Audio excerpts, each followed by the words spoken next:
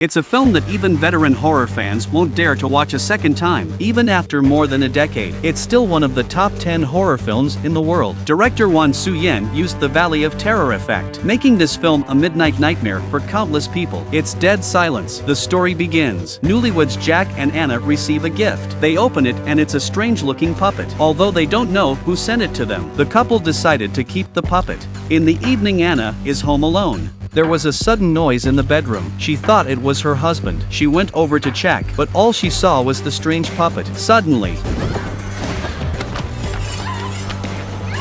a mysterious force lifted her several meters. Anna struggled to escape, but eventually she was dragged into the room. By the time Jack returned, there was blood all over the floor. He realized something was wrong. Lifting the sheets, he found his wife had been torn out of her tongue and arranged in the form of a doll. Soon the police arrived at the scene. The police took Jack back to the station as a suspect, but because there was no direct evidence, the police had to let him go. Jack returned home in a state of distress. Looking at the puppets on the floor, he suddenly realized that his wife's death might be linked to this mysterious gift. Jack ripped open the box in which the puppets had been transported. In the compartment he found a man named Jesse. The painting also had an address on it, and that address was his hometown. Since the death of Jack's mother, he had been cut off from his father. He returns to his former home. A beautiful woman opens the door. She introduced herself as his stepmother. She also said that his father had had a stroke 2 months ago. He was now confined to a wheelchair because of domestic violence. Jack's birth mother had been killed by the man in front of him. Looking at this unfit father, Jack exchanged a few pleasantries. He asks directly about Jesse. The father told him it was just a story to scare children. Jack didn't feel he was getting any useful information. He turned around and headed for the door. When he got out, he first asked Bob the Undertaker to bring back his wife's body. Then he found a hotel to stay in. At night the wind was blowing outside the house. In the darkness, the mannequin he had brought back started to move again. This is definitely the scariest American horror film I've ever seen. It's one of those movies that even veteran horror fans won't dare to watch a second time, even after more than a decade. It's still one of the top 10 horror films in the world. A friendly reminder not to scream during the movie, no matter how scared you are, because if you open your mouth, the evil spirits will rip out your tongue.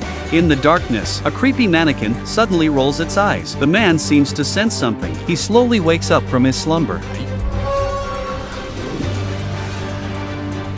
Looking around the corner, he felt the faintest flicker of a figure. Jack turned on the light, but all he saw was the puppet sitting quietly by the window. Meanwhile, Bob from the funeral home had brought back the body of Jack's wife. The moment he saw the body, he was so shocked that he took several steps back. As the oldest man in town, he knew that Jesse had returned. The next day Jack held a funeral for his wife. After the service was over, he saw Bob's wife go deeper into the cemetery. Curious, Jack followed her. At a gravestone, the old lady suddenly grabbed him. She kept repeating under her breath that he was here. "You must bury the puppet back."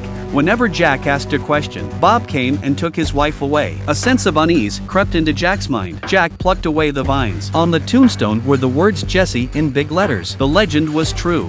He rushed to Bob and asked him about Jesse. After much questioning, Bob finally told him the story that had been kept secret for years. Decades ago, Jesse had been a master ventriloquist in a small-town theater. One day while she was performing on stage, a naughty child from the audience suddenly raised his voice in question. Although Jesse managed to defuse the embarrassment with a superb performance, but the humiliation was something she never forgot. Not long afterwards, the mischievous child disappeared, and then Jesse was murdered. No one knows what happened.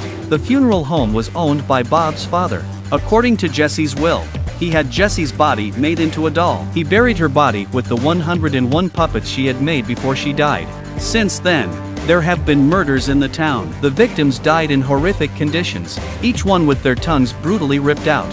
Looking at the photo Bob handed him, Jack realized that Anna's death had to be connected to Jesse's. To find out, he drove to the theater where he used to be. He walked into the lobby. The place had fallen into disrepair. In an old trunk, he found notes from Jesse's life, the instructions for making a perfect mannequin. Next to it was the report of the missing mischievous child. Seeing the naughty boy's name, Jack suddenly thought of something. He rushed home to ask his father what was the connection between his family and the naughty boy. It turned out that the naughty boy was also a member of Jack's family. After he disappeared, the clan agreed that Jesse had done it. So they stormed into Jessie's house and forced her to confess. They even cut out her tongue. It was hard for Jack to accept. It was all Jessie's revenge. Meanwhile, Bob finds the puppet in his house. Just as he is about to bury the puppet back in the cemetery, there was a sudden noise in the basement. He climbs in with a torch. He didn't even notice the puppet slowly turn its head behind him. The darkness of the underground. A withered hand suddenly stretched out of the chamber. The man turns back in a panic. On the other side, Jack learns the truth. He was ready to stop Jessie's revenge, but as soon as he leaves the house, he is confronted by the sheriff who is investigating him. While the two men are at loggerheads, Jack's stepmother walks by and says she's calling the funeral home.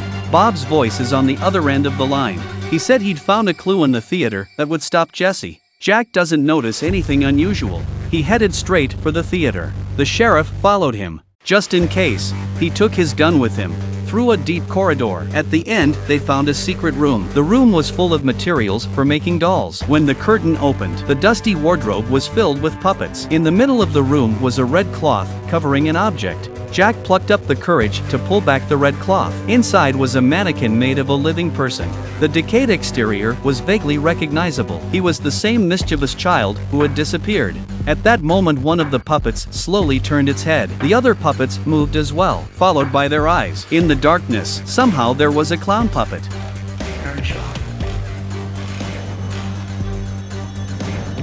Jack called out Jessie's name tentatively, but the puppet didn't pay any attention to him. Jack asked Jessie what he was up to. Jessie's answer was revenge. All those who have hurt her must die, including their descendants. She had done it to Anna because she had Jack's blood in her belly. As soon as the words were spoken, a pair of ghostly hands suddenly reached out. Jessie appeared in her true form. With that, the sheriff raised his hand and shot. The clown doll was reduced to ashes. Jessie moved on to another doll. The sheriff kept shooting. Jessie kept moving. The situation was getting worse and worse. Jack throws an oil lamp down the wardrobe. The fire spreads instantly. The two men rushed to the outside of the house. Jessie was closing in behind them. As they passed the drawbridge, the sheriff fell by accident. He let out a scream. Jessie arrived and ripped out his tongue. Jack fell too. Luckily, he was able to cover his mouth in time. The river ran underneath the theater. He finally made it out by the river. But before he could catch his breath, he suddenly remembered that the puppet was Jessie's carrier. There was still one puppet left to destroy. He rushed to Bob's house, but all he saw was the old woman holding Bob's body and crying. The old woman told him the puppet had been taken away by his father. The strange thing is, his father had clearly had a stroke. Jack didn't have time to think about it. He drove home. In the living room, he found the last of the puppets. And that's when Jessie reappeared. Jack hurriedly threw the puppet into the fireplace. With a terrible scream, Jessie disappeared into the darkness. Jack finally breathed a sigh of relief. Then he saw his father on the sidelines. He went over to him and touched him. His father collapsed. He looked behind him and saw his father's body was empty. His spine had been replaced with a wooden stick. He was like a puppet at the mercy of someone. In a moment, he finally understood. His father was already dead. It was his stepmother who had been behind it all. And that stepmother wasn't even human. She was the perfect puppet that Jessie had spent his life making. In the end, Jessie's revenge was complete. The Jack family line was cut short. Everyone was made into dolls by Jessie.